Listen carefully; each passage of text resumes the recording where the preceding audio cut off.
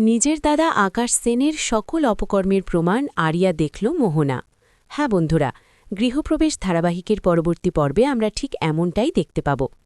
পর্বের শুরুতে দেখা যায় আরিয়া যখন কলেজে যাওয়ার জন্য বাইক নিয়ে বেরোতে চায়, ঠিক তার আগেই আদিত্য ফন্দি করে আরিয়ার বাইকটি নষ্ট করে রাখে। আরিয়া বারবার স্টার্ট দেওয়ার চেষ্টা করলেও বাইক কিছুতেই চালু হয় না। সেই সুযোগে আদিত্য হঠাৎ সামনে এসে পড়ে এবং লিফট দেওয়ার প্রস্তাব করে। আরিয়া প্রথমে রাজি না হলেও সৌম্যকে পাঞ্জাবিটা দ্রুত দেওয়ার ইচ্ছে থাকায় শেষ পর্যন্ত বাধ্য হয়ে আদিত্যের গাড়িতে চড়তে রাজি হয়। কলেজে পৌঁছে আরিয়া সৌম্যকে পাঞ্জাবিটা দিতে গেলে সৌম্য কোনোভাবেই সেটা নিতে রাজি হয় না। কিন্তু আরিয়াও একেবারে জেদি স্বভাবের, সবার সামনে রীতিমতো কাণ্ড বাঁধিয়ে দেয় সে। পরিস্থিতি এমন হয় যে সৌম্য না চাইলেও পাঞ্জাবিটা গ্রহণ করতে বাধ্য হয়। পুরো ঘটনাটা দূর থেকে চুপচাপ পর্যবেক্ষণ করতে থাকে শুভলক্ষ্মী আর কেশব। দুজনেই বুঝতে পারে আরিয়াকে আকাশের প্রভাব থেকে বের করে আনতে হলে সবচেয়ে কার্যকর উপায় হল সৌম্য।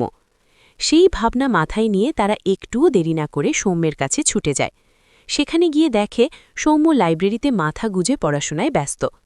শুভলক্ষ্মী কোনো ভূমিকা না করেই সরাসরি সৌম্যের হাত ধরে আকুলভাবে বলে, বাবা, শুধু তুমিই পারবে, একমাত্র তোমার পক্ষেই সম্ভব আমার মেয়ে স্ত্রীকে মানে আরিয়াকে আমাদের বুকে ফিরিয়ে দেওয়া।